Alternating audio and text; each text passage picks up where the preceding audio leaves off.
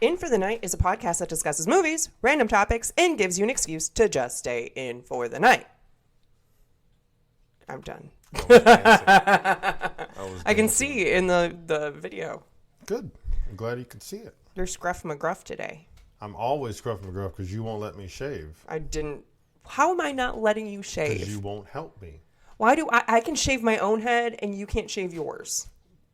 No, because you're not shaving yourself bald. If you were shaving yourself bald, you would need my help. You would at least ask me to come check it. I shave my head real close to bald. Yeah, but it's not bald. I'm not shaving you bald. It still has a little hair. No, my hair is almost all the way gone. Like, you have to be up close and personal to see my little stubbies. And I would shave it if I didn't have keloids on the back of my head. So then I wanted to shave it so often, but I have stupid ass keloids. We should just laser it off. Laser what off? Your hair. That'll be lovely. I don't have to worry about shaving. Dip your head in acid, and then your hair won't Pretty sure that will go down to my skull. I'm willing to try. I bet you are. Hi, everybody. Welcome. My name's Katie. Au revoir. That's hi. Au revoir? It means goodbye, babe. Au revoir. Bonjour. Bonjour. No, I like au revoir. Bonsoir. What was that? Good evening. Bon city. Bon. Good. Soiree. Now you haven't me questioning myself. Bon journée means good day. I never heard the other one. Soir is but it's evening. Also been 10,000 years since I've taken Bonne French. nuit. Bonne nuit is good night. Ménage à toi. Wow. A bientôt means I'll see you later. That's all I know. All right, so on top of random languages, so one of my friends, Kay, she might be listening to this. She randomly messaged me late one night saying, hey, we're going to do the Amazing Race. You're my partner, but what we have to do to get ready is get super fit and learn 3 extra languages pretty fluently. And I'm like, fuck, okay, I'm already learning French. I'm not fluent by any means. I'm not fluent in it, but I'm working. And now I have added Russian and I'm brushing up on my Korean. So I still don't understand why y'all need to learn 3 languages. I've always wanted to learn those languages, and might as well just pile them on. What else am I going to do with my time? But why does she say y'all need to learn 3 Because when you travel to other countries, because that's what the whole Amazing Race is, you go to different countries, and so if we both have 3 different languages, one of us might know. Because a lot of countries speak French, so if we go to Africa, they speak French. If we go to, Central America or South America, a lot of them speak Spanish. She's pretty fluent in Spanish. So... And then Asia, I can do Korean and Russian. That just leaves, I think she knows German. Maybe I might not go to Germany. And then you be good. The thing is, we don't know, because it's like a guesstimation. You don't know what you're going to... How long is this Amazing Race? Fuck if I know. However long until we win $1 million. You haven't, researched it at all? I think it's a few weeks, it's a month or something. Done some freaking reconnaissance? No, but we've talked about it before, but I'm like, yeah, that sounds fun. I'll do the physical activities. She does the scary shit I don't want to do. Which is everything. There's physical activities in the... big, huge bug on 65. That came off his hand. Gross. How was your week? That's it? Awesome. Saddening, sort of, in a way. Got to leave Texas. So. Yeah, we're holding off on moving to Dallas, which we said before. And so he's depressed that he has to come back here. But I'm like, there's no other choice. Unless you want to stay down there, I don't want... Oh, commuting. So. If it's only for a little bit, yeah, but... Suck it up, Buttercup. You suck it up. All right, so let's get into the meat and potatoes of this. My week was okay. I'm always tired, and I'm now learning Korean and Russian. And jujitsu? Wish. Fuck. Our movie... Oh, you're going to hate this. Go. Our movie was 65'd. It is on Netflix, so check it out. If you have not watched it yet, we might have some spoilers, but if not, who cares? Hey, what? Just read. Okay. 65 is the movie. Came out in 2023. Why to watch? Epic, harrowing, and thrilling. It's pronounced thrilling, babe. Thrilling. I know, I'm kidding. Oh man. Seriously? I didn't see it. I didn't think it was that low. Jeez. I did. Fucking haters. What? What? I just put my toe in Fifi's mouth. You said I did. I did. I knew it was not going to have high ratings. Oh. I thought you were meaning something else by that evil comment. Like you thought it was worth these ratings, or you thought it was these ratings. I feel that. It's not a high rating for me. You can't score everything a 10, babe. Yeah, there has to be like a range. I don't score everything a 10, but I didn't think it was like this low. Oh, we could just read the scores. Like, I don't. Hater. Hater. We have different tastes, babe. I don't know why. Yeah, you like UHF, which is a terrible fucking movie. That's the first time you said UHF without calling it SUX. It is SUX. It's not a terrible movie. It's old and it's interesting. And the same thing with Pandora's Box. That's terrible.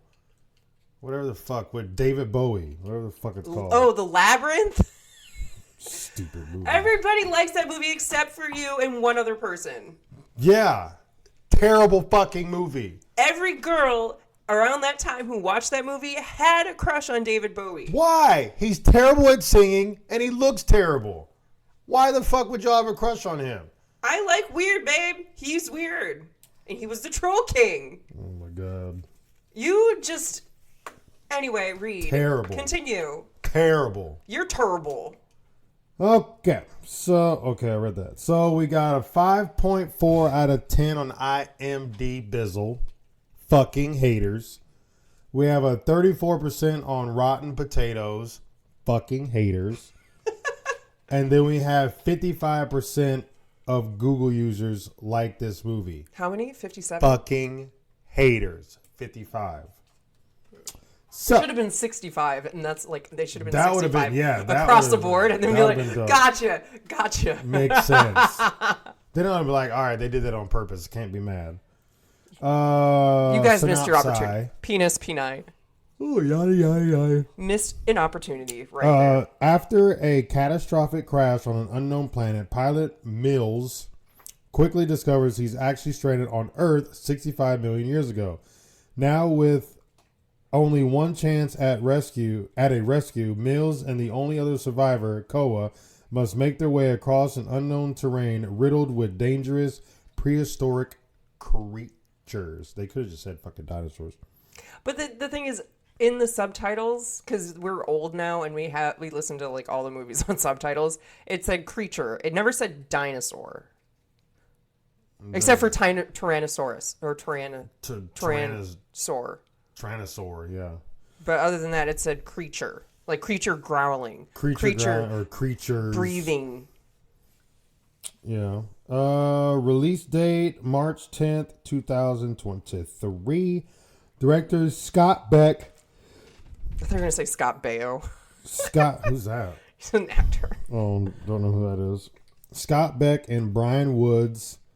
And the box office was 60.7 million. Jeez. Well, they had a lot of CGI. Box office means what it cost to make it, right? No, box office is what they got on that first day it was released. Or first weekend it was released. Oh. So how much was it? Did it cost to make it? It didn't it didn't say. Okay. But it probably would cost maybe, I'm saying like maybe 20 mil to like create that at least. I've seen this chick in something. Who is she? She has really good eyebrows. Koa has good eyebrows. What movie was that? Well, she's in Barbie. I want to see that, and I know you don't. She was a girl in Love and Monster. And she was in Awake. That's where I know her from, Awake. Which one was Awake? That was a movie I saw. It's on Netflix. It was actually, I mean, I thought it was pretty good, but it was basically where the people, like, it was like a EMT went off, but it affected like everything, even people's like brain waves, so they couldn't fall asleep anymore. Oh, I wanted to see that. Oh, well, I didn't know that. Rude. But yeah, it was good. But yeah, she was in there. I was like, I've seen this little girl in something. Ariana Greenblatt. We have so he didn't read the characters. So it's Adam Driver, Ariana Greenblatt, Chloe Coleman, which is his daughter, and then Nika King. Nika King. Nick King. All right, so this movie. Let's get into 4 people in it. There's only 4 people in it. Adam Driver. I just cannot get out of my head where I saw him first and foremost, which was the TV show Star Wars. Oh, I don't remember TV. I didn't watch it with you. Girls. So he was Hannah's boyfriend, and I will never see past the angsty dude. I never watched it. So. Yeah. Anyway, so I always thought of him like that. So seeing him in more serious roles, I guess he was always angsty in all of his roles, but we get he has. I don't think he was angsty in Star Wars, where he played Darth something. Darth Maul. Darth Maul. Actually, no, he wasn't Darth Maul. He was Darth Maul. I don't give 2 flying fuck cakes. That wasn't him anyway. He was fuck cake. He was I think the pre-Darth Vader. Before he like before Darth Vader became Darth Vader, I think he played Darth Vader, the younger version. It's not Anakin. Yeah, Anakin's Skywalker. Anakin. Look at me knowing stuff. Fuck if I know. Because there's Luke Skywalker, who's the son of Anakin. Anakin Skywalker is Darth Vader before he turned evil. Okay, so then Anakin, yeah. Look at me knowing shit. I probably got it wrong. He was already bad, though. But I guess it's his teen years or whatever. But anyway, so Adam Driver, I like you, but you're very one-dimensional for all of your roles. You get really serious roles. I would like to see you in something less serious. But hey, he was serious in Girl. He was a serious character in Girls. He was very. I know, and take a shot. Wade is playing with a blanket. And he's rolling around. He's super cute. All right. So in this movie, it's very space themed, but it's kind of interesting to think about the. Stop looking up stuff. Pay attention. Why can't I? You have to pay attention to what I'm saying. I want to see what his name was in that movie. In what movie? When he played freaking Star Wars. No, Kylo Ren. So it was not. Oh fuck! If I know what that is, fuck if I know. Yeah, he was. I don't know who Kylo Ren is supposed to be. I don't know the whole history on that. Someone else might know. So whoever is listening that knows the whole history of Star Wars, please do not write in. I do not care. I do. So write in. Kylo Ren is his character, his bad guy character in Star Wars. Was it Philo Green? Fuck is that? I have no idea. Anyway, moving on. So the movie, it's a space movie, and we get to this crash, and I find it really interesting because you find out that they land on Earth 65 million years ago, where it's our Earth was not even started. We weren't even here. And these people were so fucking advanced that they had spaceships and holograms and all this bullshit. And we had dinosaurs. What do you mean? Because he crashed on our planet. The time frame is 65 million years ago. Our society, our Earth, as we know it, had no human colonization at all. So, he came before us in the past. I can't explain. He didn't come before us, babe. He was time traveling? Yeah, he had a time travel, or he went through a black hole. I was just thinking, I don't know. I don't think that's the case because they knew where he was. So if he went through a black hole, they wouldn't know where he was to rescue him. So I think he sent out a distress signal thingy, mabob. Yeah, but even if you go through a black hole and you send out a distress, they're not going to receive it. They received it. Anyway, I'm right.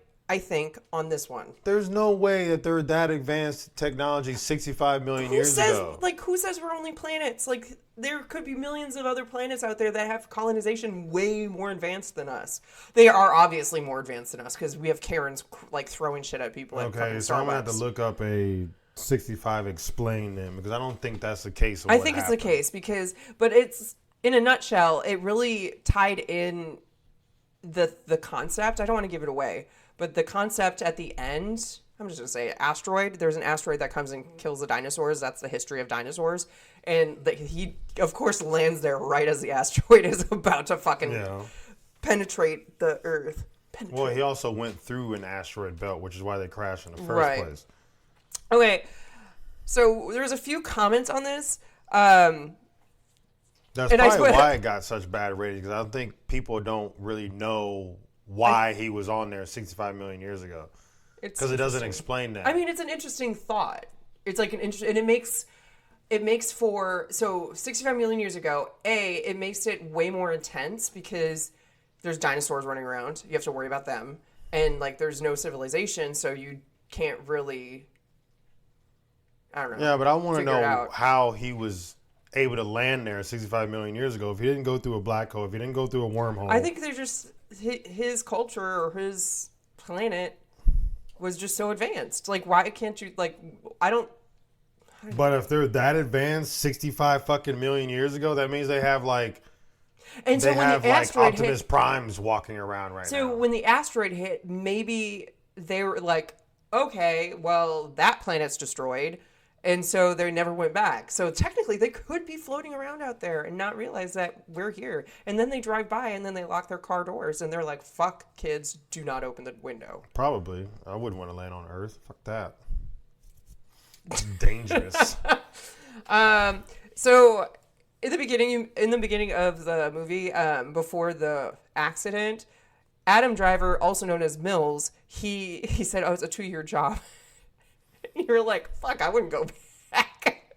2-year job? It's a 2-year job. And Ty, like, you know, it was like, oh, I said if it was 20 years. If it was 20 years, you're not even going to go back. I'm like, you wouldn't even come back to see me? And you're like, no. You probably won't even be alive 20 years from now. I would only be, I almost said 65, 56. Yeah. Math is hard. But 20 years, a lot could happen in 20 years. But you gave me a time frame of when after, if you disappear. A year. A year. I think that's 2 years. 2 years I can agree with. But anything less than 2 years, I feel guilty. And then you pop back up like a year and a day later and I'm like remarried. I just like find the person and we get married instantly. Like I was like, hey, I mean, that's the way it should be, I think. Or we can just have a polyamorous relationship. I don't know what the hell that means. Multiple partners. So I'd have 2 husbands and you have no one except for me. No.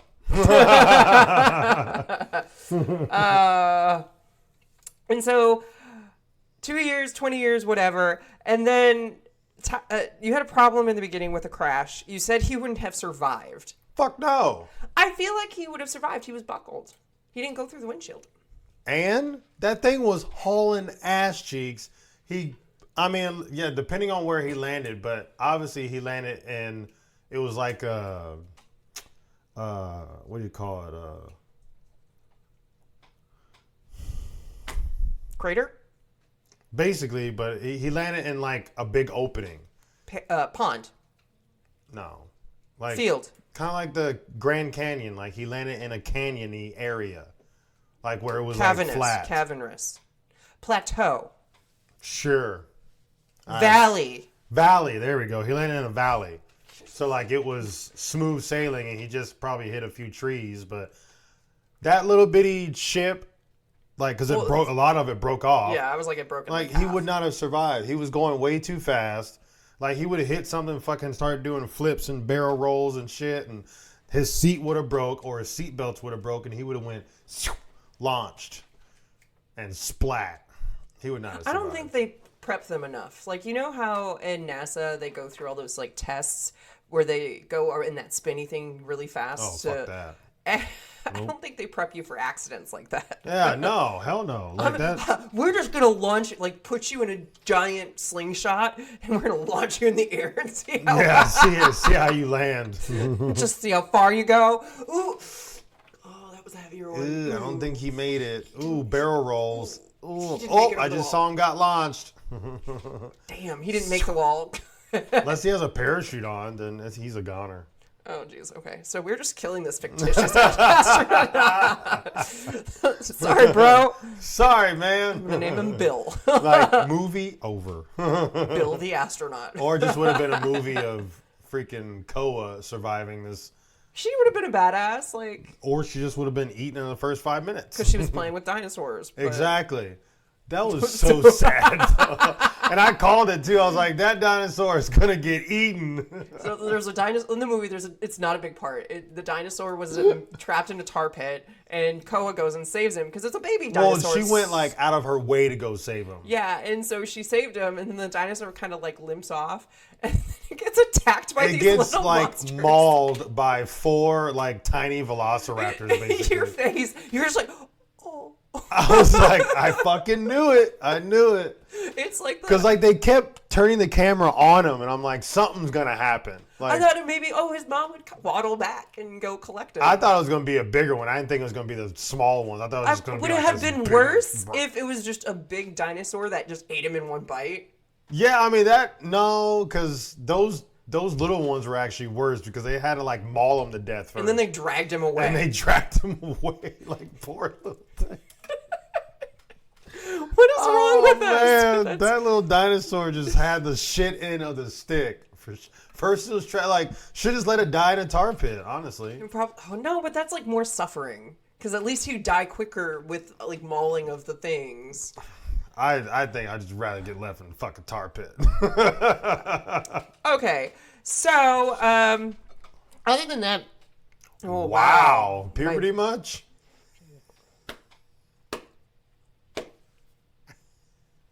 I'm staring. If you're just listening to this and not watching our Patreon page, I'm just staring at him. And now Fifi's here. Take a shot. Fifi's here. All right. So, probably in the camera.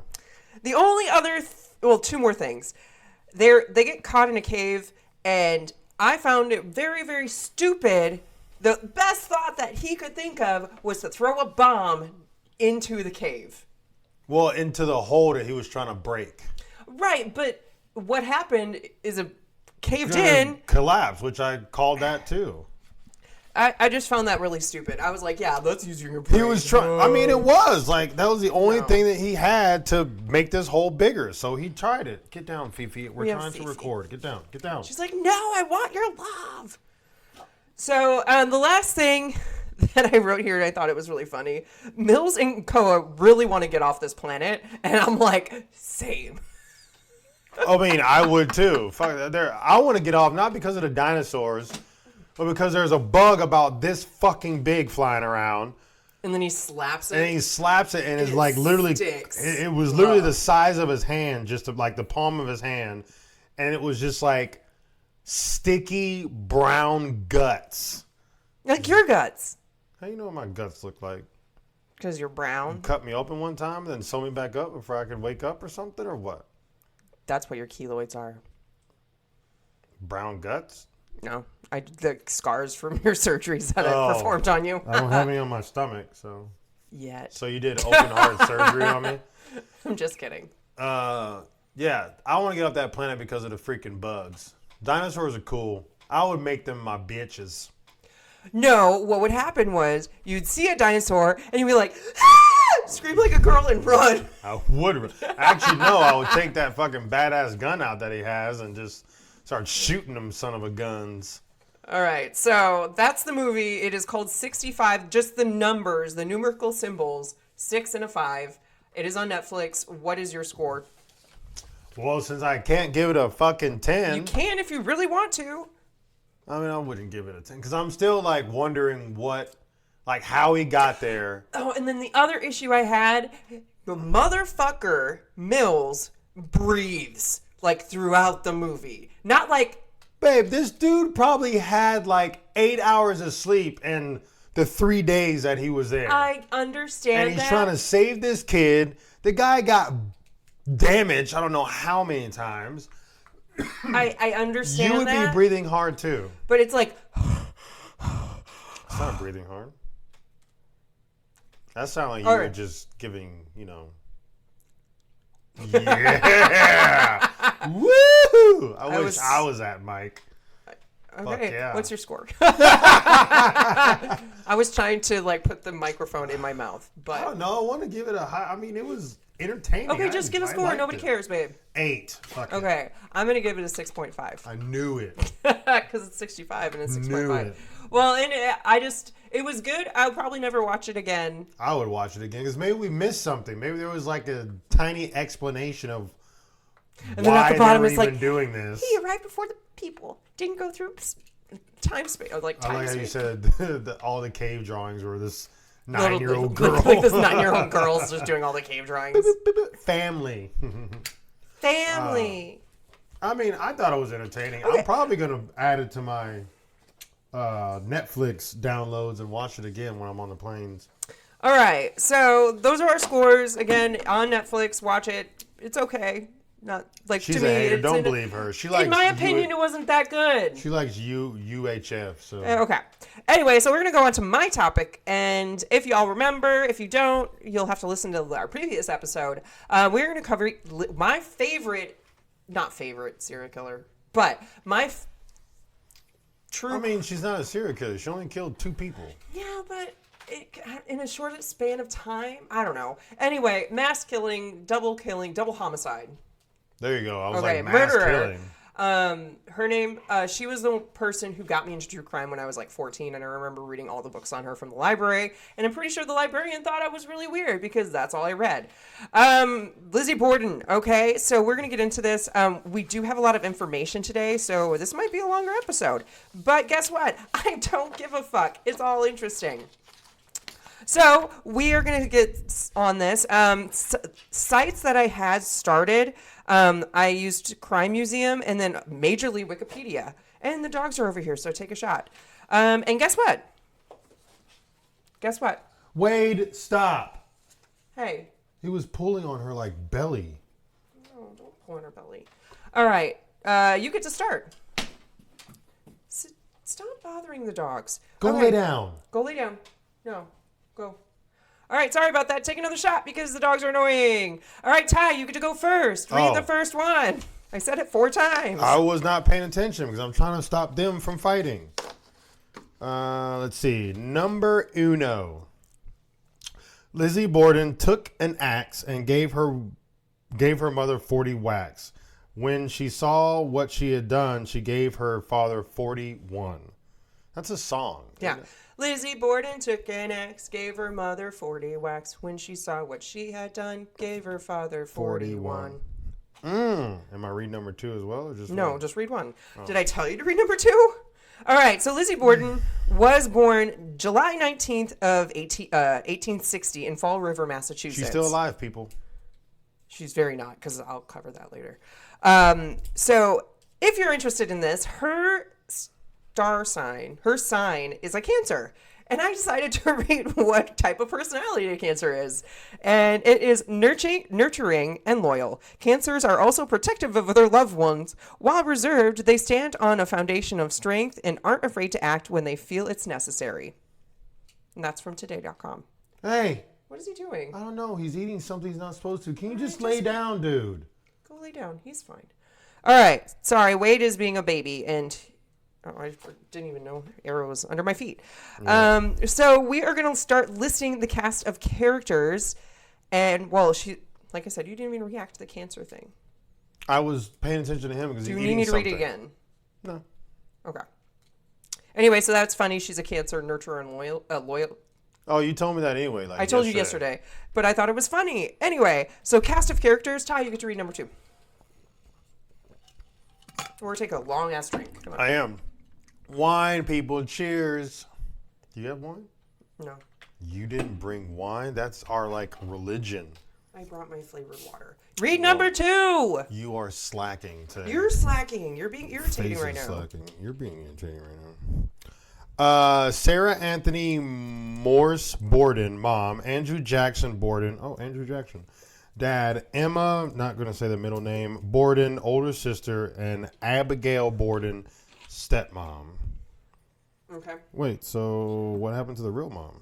I will cover that. Oh, okay. All right, so Sarah was Lizzie Borden's mom. She's actually pretty cute. I thought she was pretty.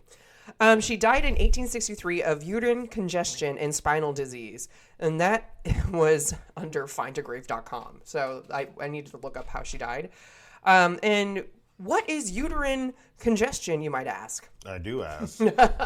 Occurs when varicose veins develop around the ovaries, similar to varicose veins that occur in your legs. Varicose? What is varicose Like the veins? blue lines on old people on their legs. All right, so then we get Andrew Borden, who's the papa.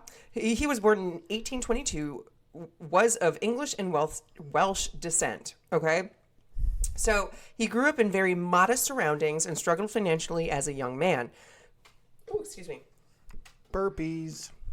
Now, despite being the descendant of a wealthy and influential local resident, Andrew eventually prospered in the manufacture and sale of furniture and caskets, which is weird. You make furniture and you're like, what else can I do? Caskets. Oh, so he made his own casket. Sure. And then became a successful property developer. He was a director of several textile mills and owned considerable commercial property. He was also president of the Union Savings Bank and a director of the Durfee Safe Deposit and Trust Co. At his death, his estate was valued at $300,000. Do you know how much it is nowadays? 20 million. No. $9,630,000. That was close. As of 2022. So that number was close. Half. There you go. It's close. You went over. Price is Right rules, bitch. No, you say that. That's not, no. All right. So despite his wealth and success, he was a frugal Francine. That's what I put. A frugal Francine? Spends a lot of money? He didn't spend a lot of money. Oh. He nickel and diamond. We'll get into that. Actually, you get to read the examples of why he's a frugal Francine. That's how the rich stay rich. Number 3. For instance, the Borden residence lacked indoor plumbing, even though at the time it was a common accommodation for the wealthy. So he's a freaking cheap ass. Yeah. So his house was just like a normal house, but it didn't have like bathrooms. I don't even think it had electricity because he was like, that's something we don't need. It'll go out the fashions. I'm trying to sound like Andrew Borden. Was that the only thing? Oh, okay. Well, yeah, you said number 3, right? All right. And so then the entire family, so Lizzie, Emma, Dad, Andrew, I couldn't remember his name for a second. They were very religious. So you get to read number 4. You get to read a lot today. Good. Finally. As a young woman, Lizzie was very involved in church activities, including teaching Sunday school to children. Wow. Children. Of recent immigrants to the United States. She was involved in religious organizations such as the Christian Endeavor Society, for which she served as a secretary treasurer, and contemporary social movements such as the Women's Christian Temperance Union. She was also a member of the Ladies Fruit and Flower Mission. She was dedicated. But she doesn't have a job, so what else is she going to do with her time? Like, darn socks? Make porn.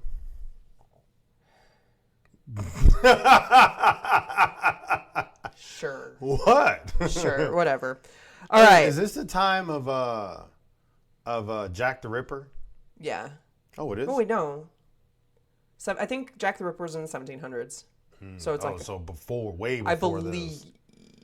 I don't know. Wow. I thought you knew everything. I don't know. Smarty Jack the pants. Ripper, because like I know about so many. Or should it be Jackie the Ripper, since they thought she was a woman anyway? Well, Jack, you know why they call him Jack the Ripper, right?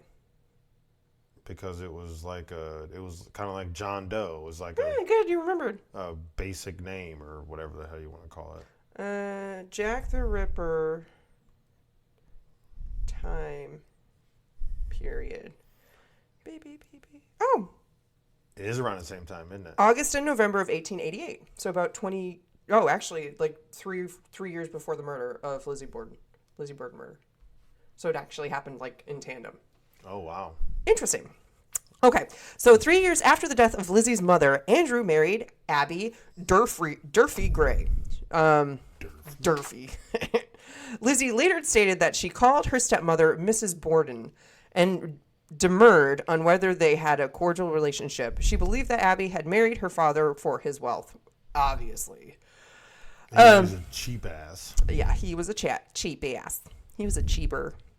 Bridget Sullivan, whom they called Maggie, were Bridget and Maggie. I have no idea how that connects, but okay. So they called their servant Maggie, the Borden's 25-year-old live-in maid who had immigrated to the United States from Ireland. Mm-hmm. So we got an Irish babe. All right, so those are the cast of characters in this scenario. We are moving into leading up to the murders. So listen. Tensions began to rise. You get to read number 5. 5 and 6? No. You have to do it as I tell you because there's important stuff. Freaking do it how I want. I'm just going to read them all the way to 15. You won't understand it, though. As a young woman, Lizzie was very involved. I already read that one. I was like... Why? Over Andrew's gifts of real estate to various branches of Abby's family. In May 1892, Andrew killed multiple pigeons in his barn with a hatchet, believing they were attracting local children to hunt them. Lizzie had recently built a roost for the pigeons, and it has been commonly recounted that she was upset over his killing of them. John Morse? Vinicum Morse, Lizzie and Emma's maternal uncle, So mom's brother. visited and was invited to stay for a few days to discuss business matters with Andrew, leading to the speculation. Yeah. No, I'm saying it. Why am I saying speculation? Jesus. I was like, what? Words are hard, man. I was like, there's no K in there. Are you reading Russian over there? It'd be hilarious if I just start throwing in Russian letters. Just No, please don't. You'll be like, I what can't the even fuck? read English for that matter. Now I gotta find it again. What is it? Oh, speculation. Scapulation. I said it like 3 times. You too. said it like 10 times. Scapulation. I was like, that's not right. Now I got it down. Speculation. You say it again, scapulation. I'm like, fuck it here. I knew I shouldn't have given you so much. Maybe you shouldn't. Just I lie. think we learned. You have to practice. I just need like half of 1 page. That is it.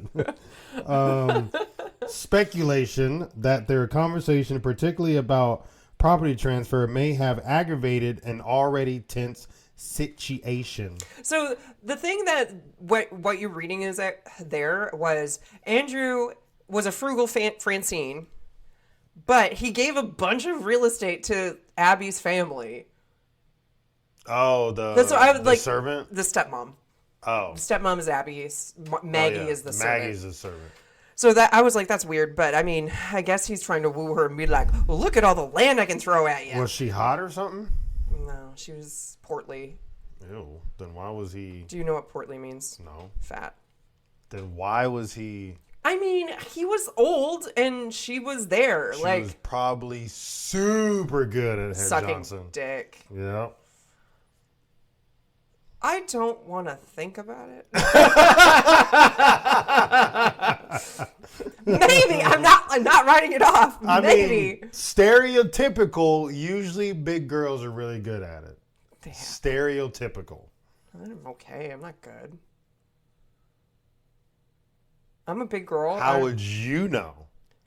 Do you have a penis? Yes, that I can suck myself. Have you sucked yourself? All right, we are way off topic here. A family argument in July of 1892 prompted both sisters to take extended vacations in New Bedford.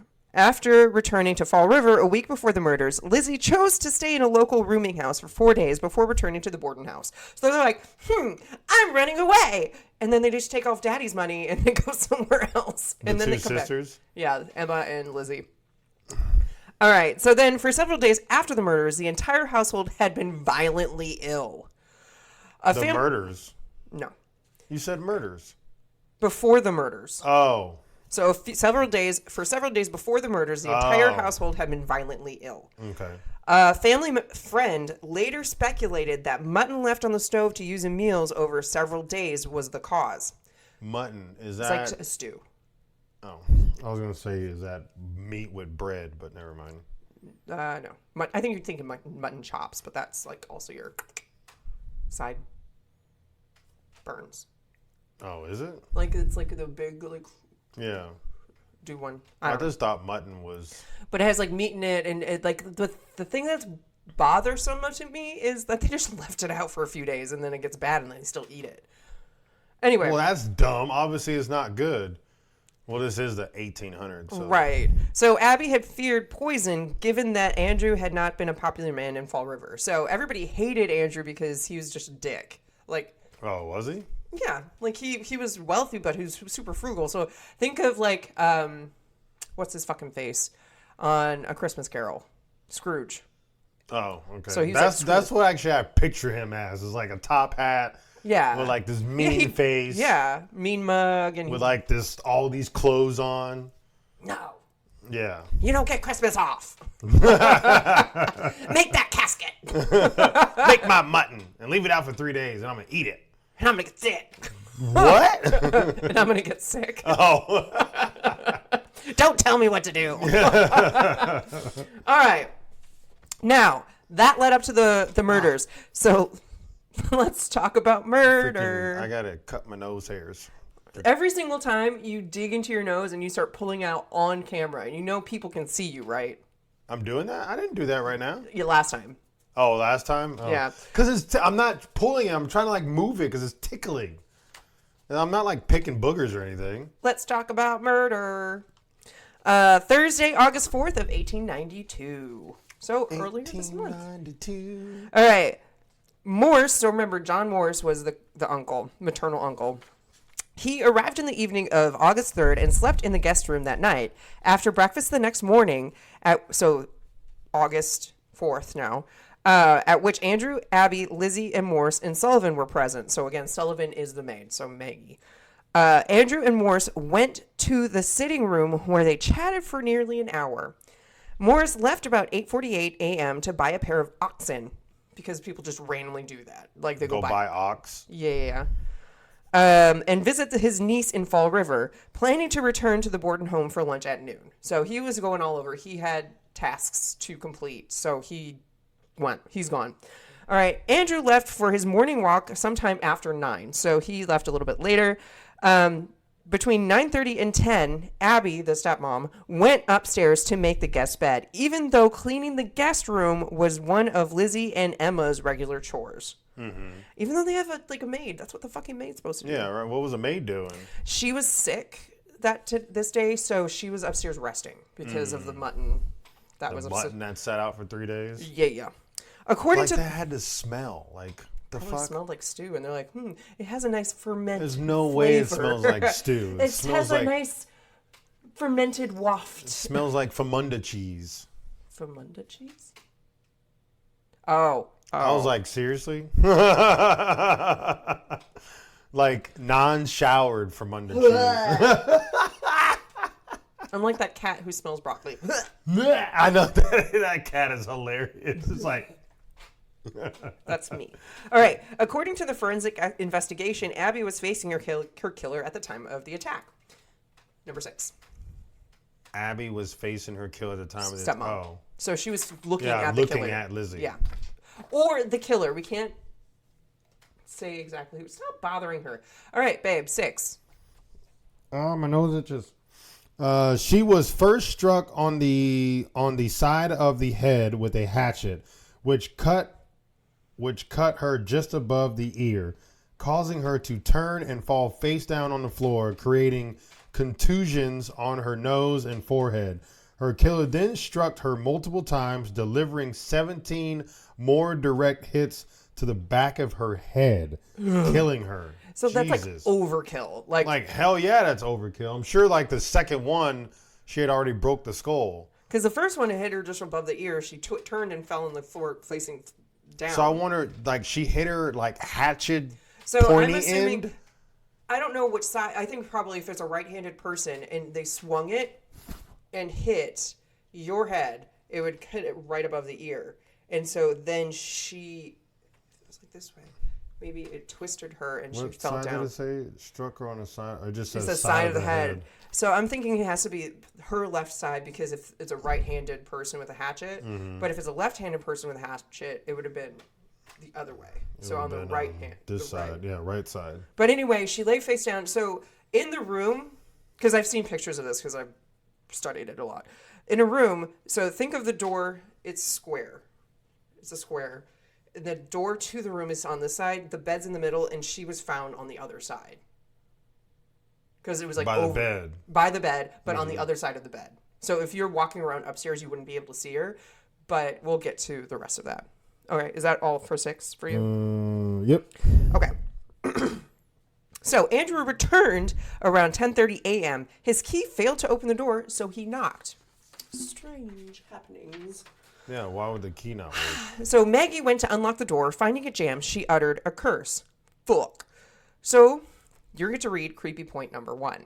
Oh, it was jammed. The door was jammed. Number 7, please. Creepy point. She was. Oh wait, shit. She would later testify that she heard Lizzie laughing immediately after this.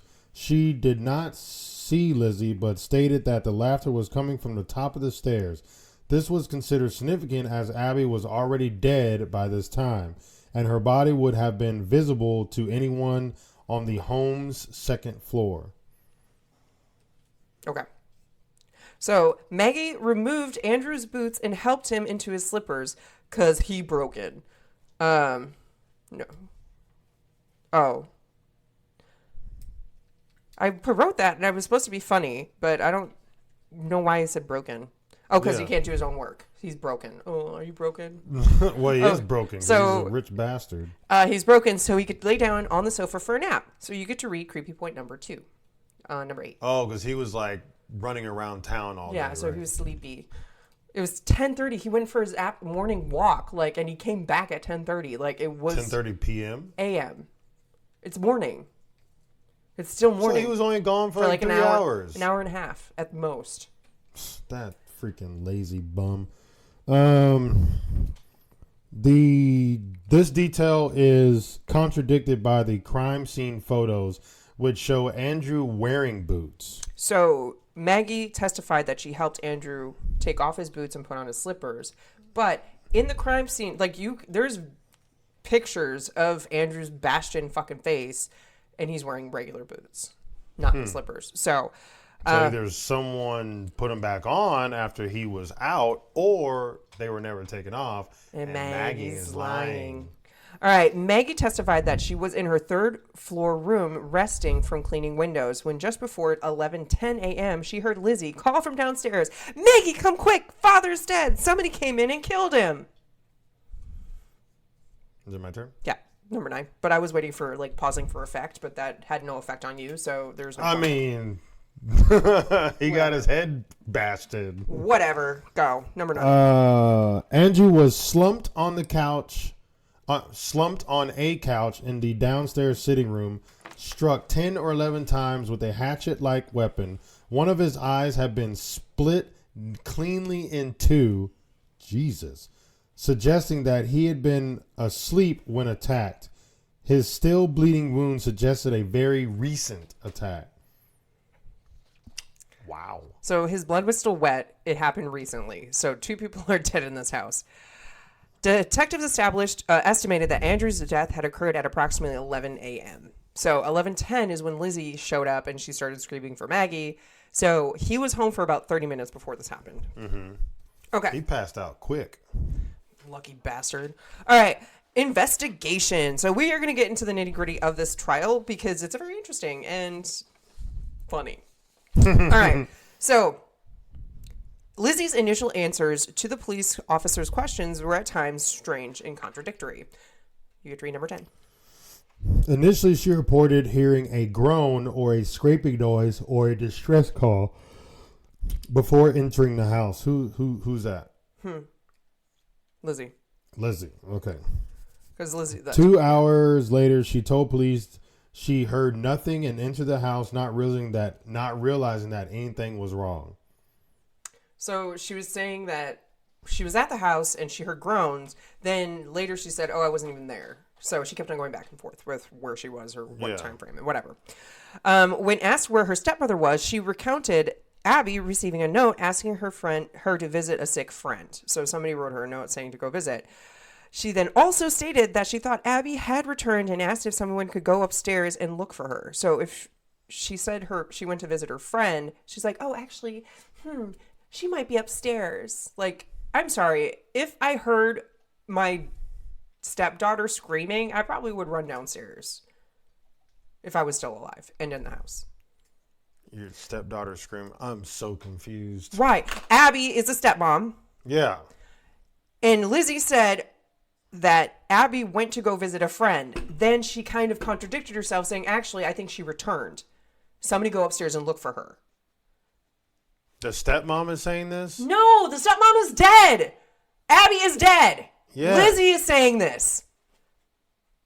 But you're saying she would run downstairs. Like, that's the part that confuses me. If she was home, wouldn't you think if Abby, the stepmom, heard Lizzie screaming that dad's dead, wouldn't she come down? Oh, yes. I don't understand. All these names are just so confusing. Abby, Lizzie. Say dad, stepmom, and Lizzie, because Abby sounds like a freaking sister. Okay. So the stepmom, stepmom had returned and asked if someone could go upstairs and look for her. Sullivan and a neighbor, a neighbor, I'm not even going to say the name, were halfway up the stairs. Their eyes were level with the floor when they looked into the guest room and saw the stepmom lying face down on the floor. So they saw her under the bed. Awesome. So most of the officers who interviewed Lizzie reported that they disliked her attitude.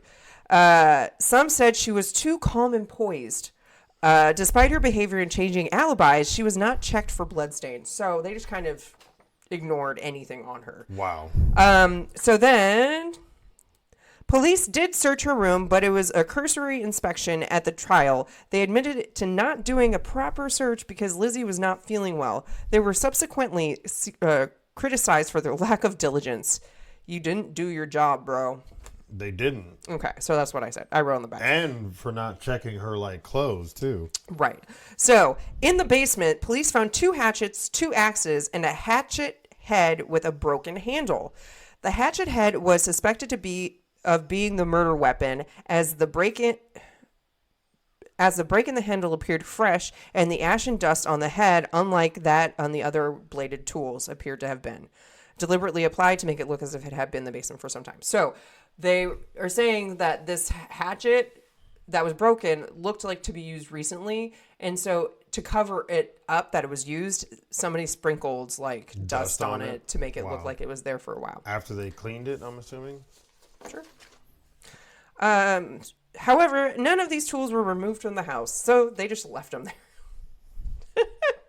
Because of this mysterious illness that had stricken the household before the murders, the family's milk and the victims' stomachs removed during autopsies performed in the Borden's dining room. So autopsies were done in their dining room.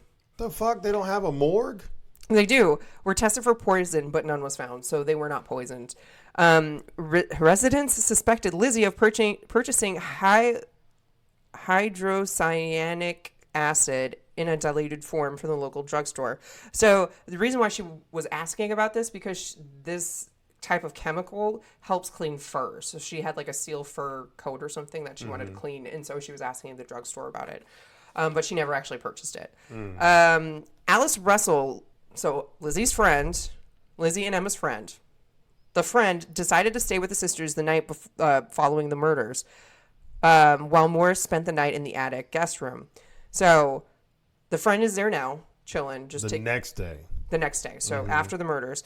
Contrary to later accounts that he slept in the murder site guest room. So he could no longer stay in that guest room because that's where he was originally, but then the stepmom was killed in that room. Yeah, so I wouldn't be able to sleep in there either. But they think he might have. He just was like, yeah, this was the room I stayed in, so I'm going to stay in here anyway. Okay, so police were stationed around the house on the night of August 4th, during which an officer said he had seen Lizzie enter the cellar with her friend, carrying a kerosene lamp and a slop pail. He stated he saw both women exit the cellar, after which Lizzie returned alone. Though he was unable to see what she was doing, he stated it appeared she was bent over the sink. What was she doing? She was probably cleaning off her clothes that she wore. All right. So we're moving on to August 5th, the day after the murders. Morris left the Borden residence. It was mobbed by hundreds of people. Police had to escort him back to the house, so he couldn't leave. August 6th, the following day, police conducted a more thorough search of the house, inspecting the sisters' clothing and confiscating the broken handle hatchet head. 2 days later? Right. So, I think maybe we should go search stuff now. Jesus. It's really hot out today. Maybe we can do it tomorrow. Oh, it's still really hot. Tomorrow should be cooler. We can do it then. Like, they could have burned all the clothes and hid all the fucking... That's one of the theories. That's what she did. She burned her clothes in the... Something moved over here. Anyway, okay, so you get to read number 11. That evening, a police officer and the mayor visited the house, and Lizzie was informed that she was a suspect in the murders. Well, no shit. Oh, was that it? Yep. Oh, okay. August 7th. The next morning, Russell, so the friend, entered the kitchen to find Borden tearing up a dress. She explained that she was planning to put it on the fire because it was covered in paint. It was never determined whether it red paint, that I was painting something with red. It was painting her dad and mom's face. It was never determined with a hatchet as a tool. That should not be funny. It was never determined whether it was the dress she had been wearing on the day of the murders. So, was it? Was it not? We don't know. Mm-hmm. So we're going to go talk about the inquest. So August 8th, Lizzie appeared at the inquest hearing. So this is before she was officially served. Mm-hmm. She was refused her family attorney. There was something legal about it. I can't remember what, but I was not about to put it on here because there was a lot of hard words. She had been prescribed regular doses of morphine to help calm her nerves, and it is possible that her testimony was affected by this. Well, yeah. I want morphine to calm my nerves. Freaking morphine is like a hell of a drug. Shit's strong. And it does. That's why it says on there not to drive cars or machinery. I want to take a bunch of morphine and drive a car. I bet you want to.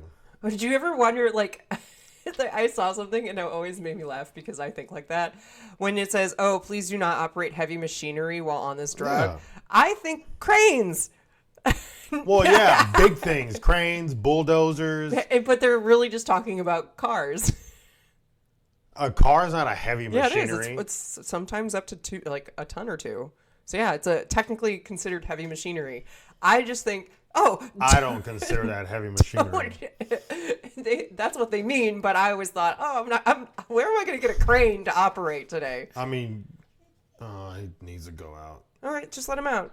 I'll continue, but listen. And he is sitting on my feet. I can't get up. All right, Wade needs to go papa, but I'm going to continue. Oh, actually, you have to read number 12, but that's fine.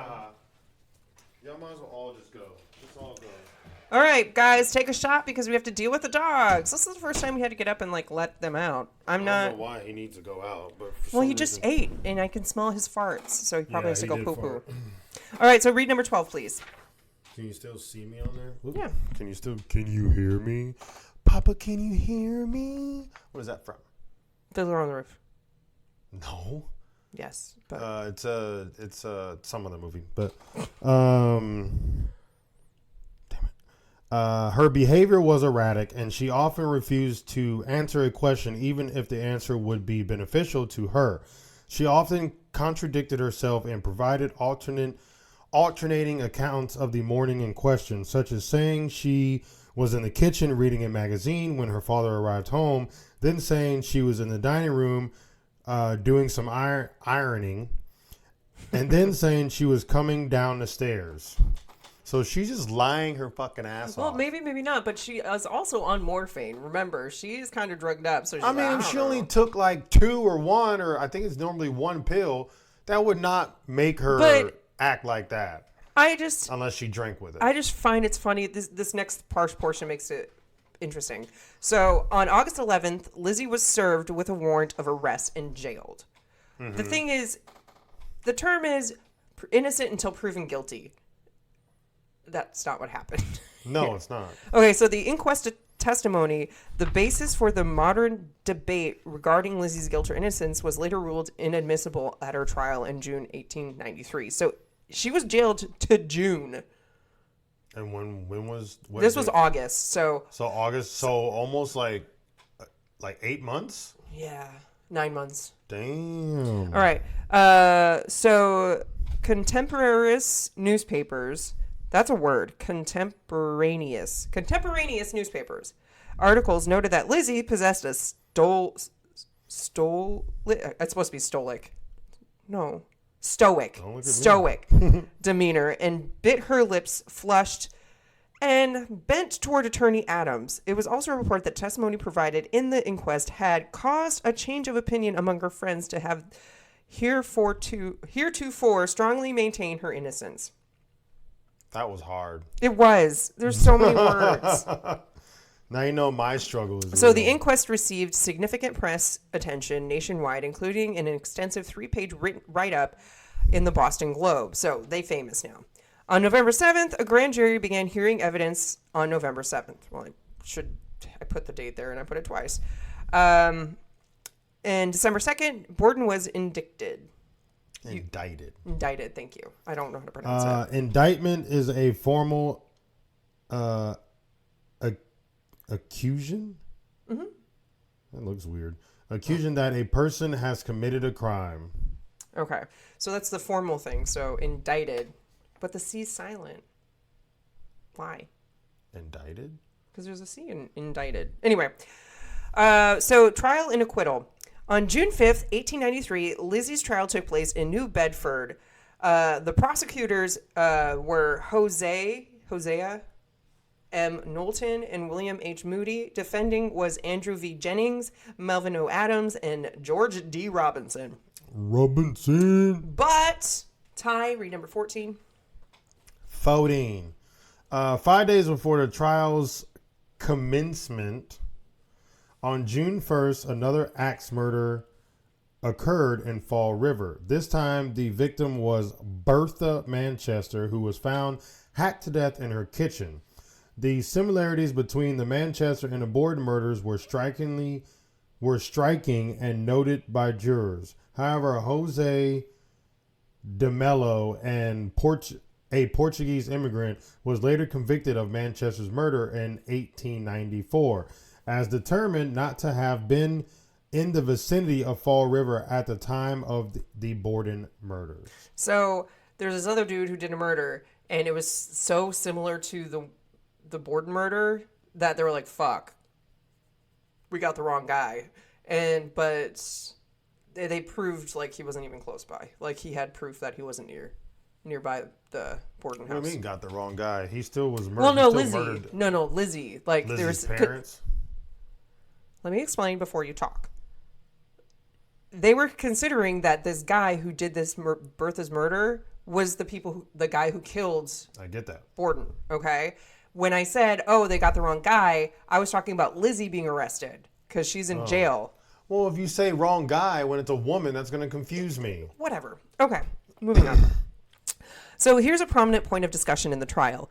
The hatchet head found in the basement was not convincingly demonstrated by the prosecution to be the murder weapon. So the prosecution didn't push it that was the murder weapon.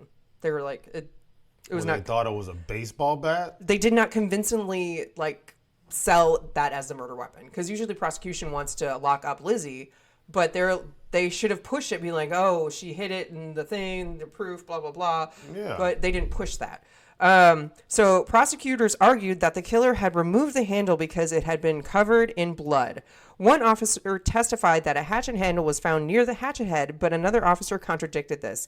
And I'm like, get your shit together. Because the police officers are just bumbling. Terrible. They're like tripping over each other. It's kind of like a fucking, this Three Stooges situation. Mm-hmm. Though no bloody clothing was found at the house, the friend testified that on August 8th, 1892, she had witnessed Lizzie burn a dress in the kitchen stove, saying it had been ruined when she brushed against wet paint. During the course of the trial, the defense never attempted to challenge the statement. So the defense was like, whatever, you can't prove that you saw her. It's what you said. It's hearsay. I I like how they're like on Lizzie's side. Well, that's their job, the defendant. Oh. They defend her. So Lizzie's presence at the home was also a point of dispute. Read number 15. According to testimonies, Sutherland entered the second floor. So I'm assuming, Sutherland's the maid, yeah. Maggie. Maggie entered the second floor at around 10:58 a.m. and left Lizzie and her father downstairs. So that's, yeah. So they're saying that she left. Like you didn't see any of this. Like you didn't see that at all. Maggie didn't see anything. Yeah. All right. But Lizzie told several people that at this time she went into the barn and was not in the house for 20 minutes and possibly a half an hour. Hyman Lubinsky testified that the defense that he saw Lizzie leaving the barn at 11:03 a.m. And Charles Gardner confirmed the time. So 2 dudes saw her leaving the barn at 11. So that's true. Like 2 guys were like, yeah, Lizzie was in the barn and we saw her leave at 11:03. Like, how would you know? Exactly. I don't have a watch. Like, maybe they had a pager. So at 11:10 a.m., Lizzie called the Maggie downstairs, told her Andrew had been murdered, and ordered her not to enter the room. Instead, Lizzie sent her to get a doctor. So that time frame is very important because they were saying he got murdered about 11. She was in the barn until 11:03, and then she found him at 11:10. So from the barn to the house could potentially be a 7-minute walk, depending on how fast she walked. Mm-hmm. Okay, so that's possible. So the defense in my brain at this point is winning because the time frame works out perfectly. She was in the barn for at least 30 minutes. The mom was murdered at about 10:30, and then the dad came home around 11, or died at 11, came home about 10:30, and the mom got murdered about. I mean, she still could have killed them all. Of course.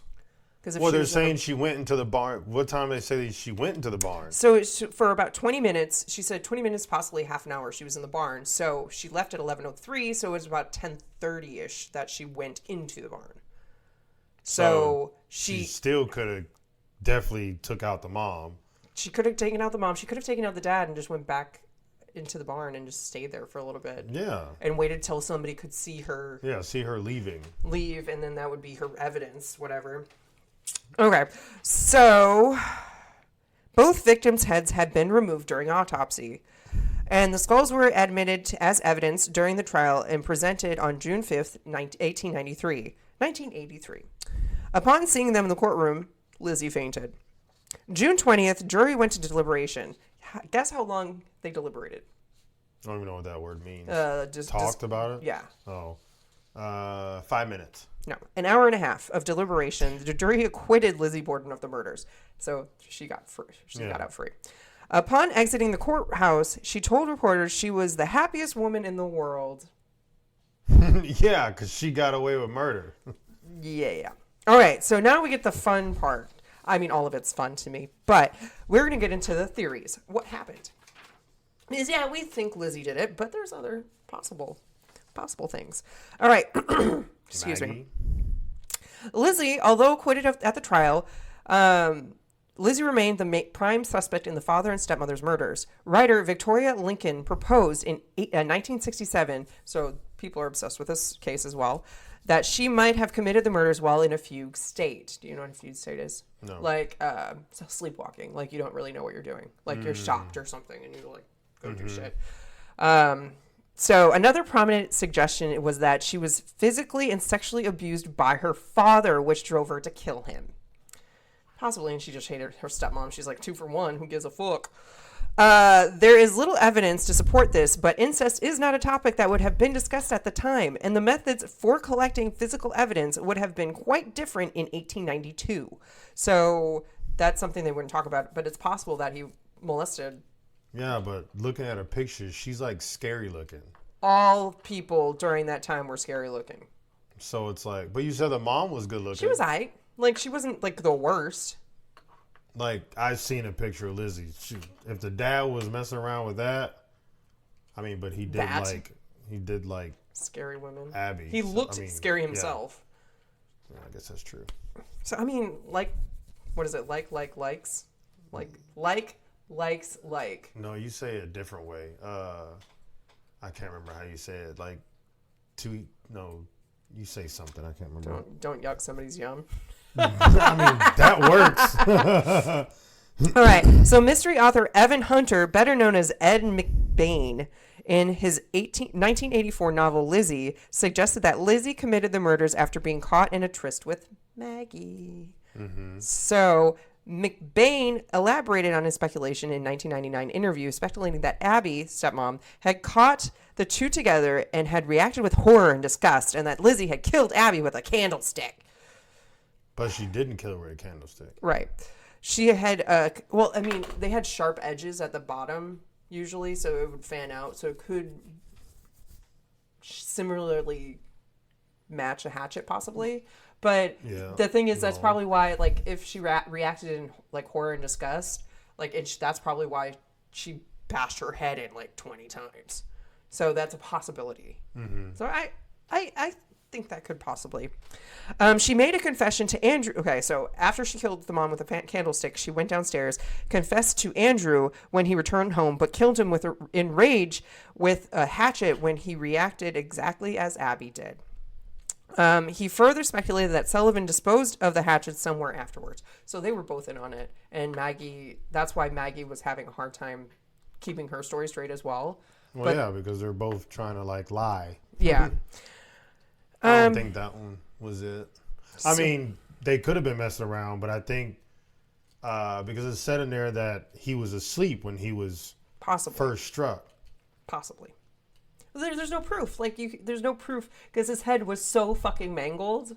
Like, you couldn't really prove anything. Like, True. there's pictures of both of them on the internet. I hate to say I like looking at them, but they're very interesting. Well, I want to look at them. You never showed me. I can show you in a second. Okay. So, in her later years, Lizzie was rumored to be a lesbian, but there was no such speculation about Sullivan, so Maggie, who later married a man she met while working as a maid in Butte, Montana. Sullivan died in Butte in 1948. That's crazy. She lived into the 1900s. Allegedly, she gave a deathbed confession to her sister in which she stated that she had changed her testimony on the stand in order to protect Lizzie. Now, this is my theory. Mm-hmm. I think Andrew was updating his will in the near future to include the stepmother, Abby, but Lizzie didn't want to share the will with her, so she murdered her family in the nude, so she wouldn't get blood on it. Murder her family in a nude? Mm-hmm, naked. Well, I know what nude means. So that was my theory because that came up a couple times. It's the Lizzie Borden movie with Christina Ricci on it. It kind of showed that, which I find fascinating. And then there's a new Kristen, what's her fucking face? Twilight. You had it, Kristen Stewart. Stewart. I couldn't think of the last name. Kristen Stewart. She's in it, and I didn't know they made a remake of it, so I want to see that one eventually. All right, so that's Lizzie theories. Those are the Lizzie theories. Now we're going to move on to a different person. So we are going to go on to John Morris and read number 16. Lizzie's maternal uncle, who rarely met with the family after his sister died, but had slept in the house the night before the murders. Well, I didn't know her sister died. When the fuck did her sister die? Her sister didn't die. That's what it just said. Read it again. I was not paying attention. Lizzie's maternal uncle, who rarely met with the family after his sister died. Because their mom. After his sister died, but slept in the house the night before the murders. According to law enforcement, he had provided an absurdly perfect and over-detailed alibi for the death of Abby Borden. See, that's when usually when people lie, they give too many details. And so that's what they're saying. He gave too many details. It was a little suspicious. But that's probably where, in his meeting with Andrew earlier on the day he was murdered, they were murdered, they had a meeting, like a business meeting. Maybe he wanted money to start a business venture or something. Mm-hmm. But then Abby was like, no. And then Andrew's like, no. And that's when he was like, fuck y'all. I'm going to get it one way or another. And so he murdered them. And then left, saying, I'm going to go buy oxen. So you think, or someone thinks that the uncle did it. Yeah, it's a possibility that he did it. That's a very good theory. And I think it's hilarious that after Lizzie was acquitted, like, nobody did anything else. Like, they didn't search for any other killers. So they're just sort of like, okay, well, well, we fucked up. Yeah. All right. So next one is William Borden. So this is a new character. And man, my voice is like changing. Puberty much. No, it's just my sinuses is like mucusy and it's not good. Okay, a man named William Borden, suspected to be Andrew's illegitimate son, was noted as a possible suspect by author Arnold Brown, who surmised that William had tried and failed to extort money from his alleged father. Author Leonard Rebello, after extensive research on William, proved he was not Andrew's son. So he's like, fuck you, you just wanted to write a book about bullshit. And then... Not even his son. It's not even his son. All right. You should get in trouble for that. And last but not least, we have Emma Borden. You get to read number 17. Although Emma had an alibi at Fair Haven, about 15 miles, 24 kilometers. Yeah. So miles are... Longer. Yeah, longer. Mm-hmm. It's like 2.1. I think it's like 2.1. Oh no! kilometers. In the movie, you said it was 50. You said it was like 9 miles or 7 miles. Yeah. Okay, never mind. I thought you said longer for some reason. From Fall River, crime writer Frank Spearing or something like that proposed in his 1984 book, Lizzie that she. 1984 book. That should be a comma, I guess. Lizzie that she might have secretly visited the residence to kill her parents before returning to Fairhaven in time to receive the telegram informing her of the murders. What? So they're saying she had an alibi in like that other city that's about 15 miles away. All right. So what they're thinking is she hoofed it from there, came back, killed her parents, and then got back there and got the telegram that they died. And then she went back home. Wow. So reasoning kind of similar with my theory that Lizzie didn't want to share a will. Her and her sister were really close, and so they were, I think it could have been they were in cahoots with each other. And so maybe Lizzie was like, I fucking hate the mom, you get to kill dad. Mm-hmm. And then they did it so together. Who's Emma? The sister. Lizzie's sister. Lizzie's Borden's sister. Oh my god! All right, so there's not that many. Keeping up with everybody. It is what it is. All right, so it says like Emma had an alibi in Fairhaven. Like, she did. I thought she was visiting a friend who was sick, or she was just visiting a friend in Fairhaven. Mm-hmm. But it's not that far away. She couldn't do like back and forth. Because it's what. 50 miles is pretty fucking far, especially if you're walking. She's not walking it. She would ride a horse. I mean, or take a carriage. Carriage, okay, yeah. Is cars back then? There's cars in. This says 19... Oh, no, that's a book. 19. When were cars invented? I don't think they had a car, but I know they... when... I thought they were invented in the 1800s. Invented... 1886. So they could have had a car. Could have, but I highly doubt it because he was such a frugal fan. Yeah, he's Francine. such a cheap bastard. All right, later life. So after the trial, the Borden sisters moved into a large modern house in the Hill neighborhood. The Hill neighborhood in Fall River was like the fancy place, like where all mansions are. Lizzie dubbed their new house Maplecroft. They had live-in maids, a housekeeper, and a coachman. So they got the will money. They got all the money. And now they're like, getting Fuck you, bitches. Making it rain. Okay. Damn. So Lizzie began using the name Elizabeth A. Borden because she was convicted of murder but then got out. Despite the acquittal, Lizzie was ostracized by Fall River society, obviously. Her name was again brought into the public eye when she was accused of shoplifting in Providence, Rhode Island in 1897. So she was pulling a Winona. Pulling a Winona? Because Winona was, like, arrested for shoplifting. I don't even know who that is. Winona Ryder? Oh, isn't that the actress? Yeah. Oh, okay. Jesus Christ. All right. In 1905, shortly after an argument over a party that Lizzie had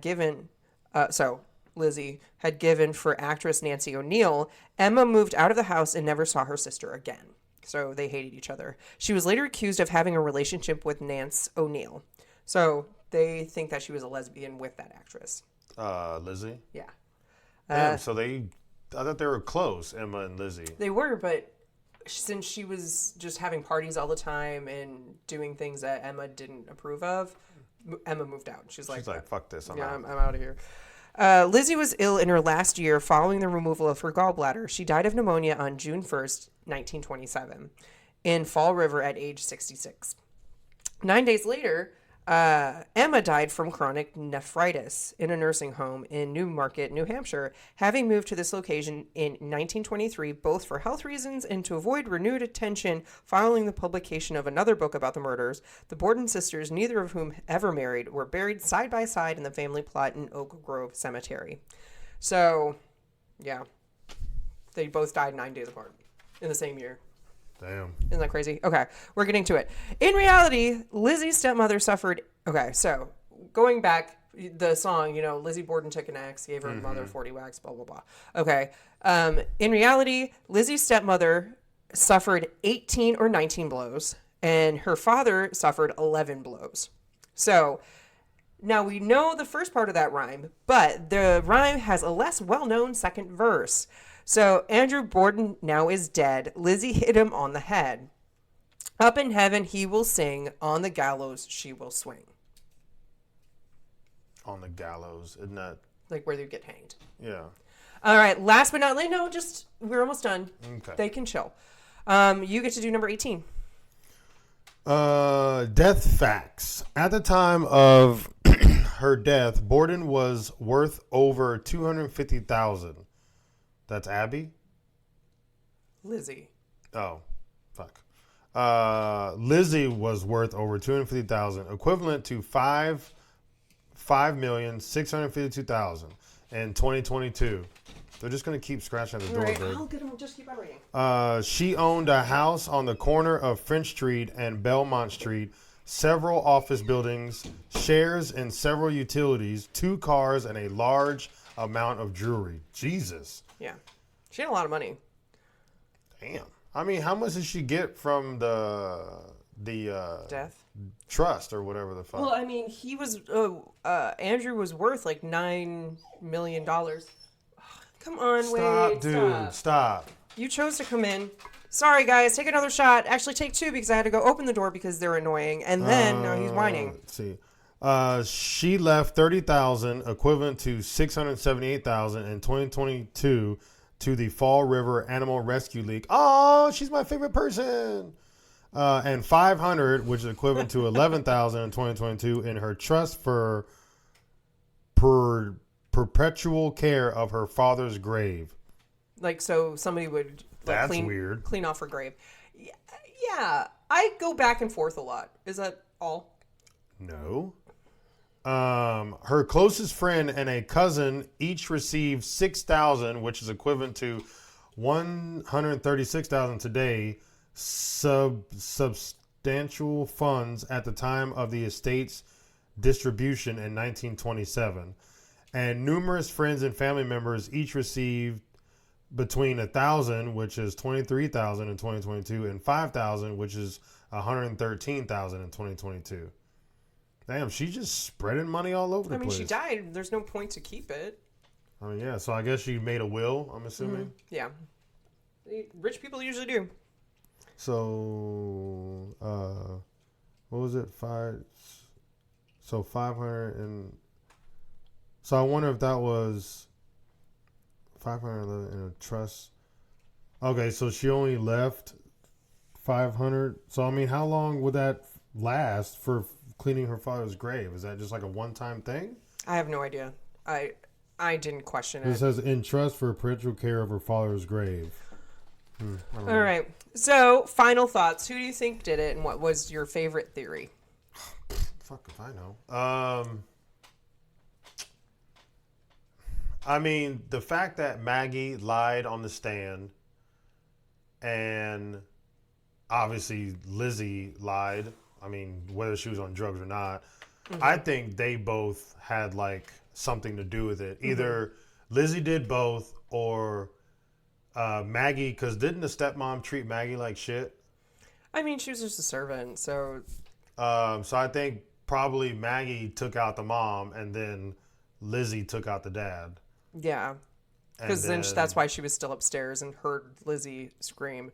Because I feel if Maggie was upstairs on the 3rd floor and then Lizzie killed Abby on the 2nd floor, you would hear some commotion, because that wouldn't be a quiet situation. You would definitely hear it. It's not like the mom or the dad would not scream at all. Right. Like they're getting fucking whacked in the head.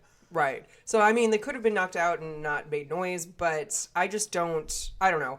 So my 2 favorite, I really like the theory that Abby caught Maggie and Lizzie in a tryst, and she freaked out, and that they both killed her. And then they went, Lizzie went downstairs, and she's like, I fucked up, Dad. I need your help. And then he freaked out. And then... Yeah, but the fact, like, I would think a man would be able to handle himself. I don't know if you get hit in the head. Like, with a hatchet. Like, okay, so for one, if my daughter came downstairs with a hatchet in her hand and she's telling me this, like, I would be, for one, like, ready for her to, like, smack me in the fucking head, too. So I'd be like, well, can you put that hatchet down or something? Like, can you get that out your hand? Can you go put it somewhere? And, like, with the fact that Maggie lied about taking off his shoes and putting on his slippers, and he had boots on in the pictures, it's just, that part just sticks out to me a lot, because you wouldn't change his shoes, put his shoes back on, because that would make it even more so, like, pointed at you. So, I think he farted. It sounded like Fifi growled. But yeah, like you wouldn't take him out and then put his shoes on. So yeah, obviously she lied. So maybe what happened was Lizzie, like, oh shit, that scared me. Hey, stop! Come here, Wade. Sorry, folks. Take a shot. Go outside or do something. I do not care. Go. All right. Sorry, that's the last time. We have one dog in here, and that is how it's going to be for the rest. All right, so that is the topic for the day. Lizzie Borden. I hope you found it as interesting as I have always found it interesting. So I wish there was a way to like actually figure out what happened.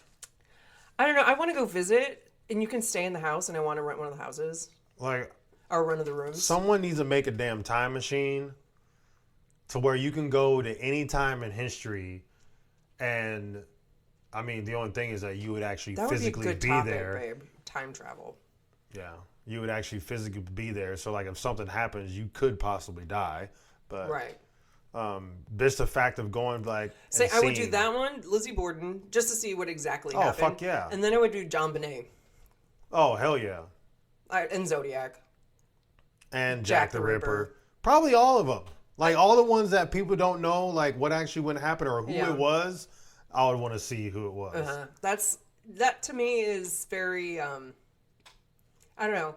I like the other theory. I like the uncle, the Morris one, where he. Yeah, I mean he could. It's possible because he's a man and he could have got met up with Andrew back and he killed him and then went upstairs and killed the wife.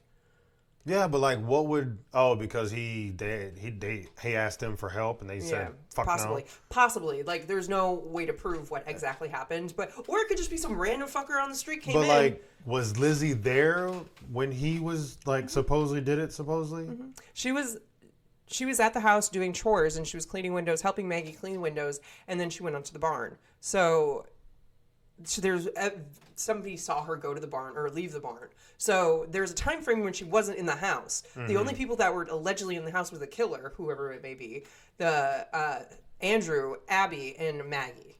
So those are the only people in the house at this time. Well, see, even then, the fact that no one heard anything while people were getting killed in the house, and it's a 3-story house. Mm-hmm. There's like I'm assuming it's not. Is it like a big house? Like it's weird. Like the floor plan. All the rooms kind of connect to each other. And so you would hear someone. Right. Like, that's weird to me. So either it wasn't Andrew and they were all, or maybe they were all in on it, but I don't think Andrew got any money or anything, right? Because at least that wasn't said. Andrew's the dad. I mean, Morris. the uncle. So uncle, I don't think he got any money from the will. So I don't think he did it. But the thing is, if Lizzie and Emma liked their uncle, he possibly could think if they got the will, then they would share money with him. So that's like connecting to that theory. Whereas like he could be like, yeah, oh, like Lizzie and Emma love me. Like they'll give me money if I ask them for it. So they had to cut out the middleman, which was Andrew and Abby. And then yeah, but that's what I'm saying. Like she didn't give him any money. At least that wasn't in this death fact. But you don't know if she gave him money or not before because I didn't list that. I don't even know. Oh, so. I mean, but that would also prove definitely a good point. So yeah, I'm pretty sure they would not have like record of that. So we're going to go visit Massachusetts. I want to do like the Salem witch trial area, and then I want to go see Lizzie Borden's house and do the tour there, and then you can stay the night there, which would be cool. Yeah, so we can like, maybe Andrew would come and talk to one of us and be like, that's why we need a Ouija board. This is what happened, bro. And then like very distastefully, they let you sit on the couch and pretend to be dead. And then lay on the floor and pretend to be dead. Yeah, I wouldn't do that. I know, that's rude. But anyway, so we hope you enjoyed that topic. Next episode, I get the movie, Ty gets the topic. So I chose the movie just today. I had a different one planned, but I'm doing this one because we needed something a little lighthearted. We're going to do A Man Called Otto. 65 was lighthearted. It was a man and his new daughter trying to escape a planet. Sure. So A Man Called Otto, I heard it got a lot of raving reviews, so hopefully it's good. It is on Netflix, and it has Tom Hanks in it. So my boy, Tom Hanks. What up? And you get the topic. What's your topic? I can't remember how I worded it. Wrongful convictions. Yeah, wrongful convictions. So we're doing convictions. Somebody got convicted wrongfully, and they got put to prison. And we're going to because there is a lot of them. There's a lot of them. I'm probably going to narrow it down and see and like possibly cover like basics on it, but I'll see how the notes go. All right, take a final shot. We have our only dog in here. And she's shaking the table. But anyway, we hope, so apologize for all the delays and the getting ups, but at least we're here. So we hope actually, we need to do a run through our thing. We're Not Qualified is coming up, so please write in for the night 69@gmail.com or go to our website, infothenightpodcast.com. Also, you can find other stuff on our website. What is our other stuff? Patreon and merch. Yeah. Patreon merch. If you want to see our beautiful faces making weird stuff, I just squished my face, so you'd be able to see that. You can see my scary smile. Yeah. You can join Patreon and witness all of them. And see pictures of videos of our dogs every once in a while when they jump into my lap. When they're super cute. Other than that, please rate and review. We really appreciate it. It helps us out. We are trying to grow this podcast and hope everybody becomes In for the Nighters. Anyway, we hope we gave you a reason to stay in for the night. And until next time, peeps, peace out. Peace out. Peace out.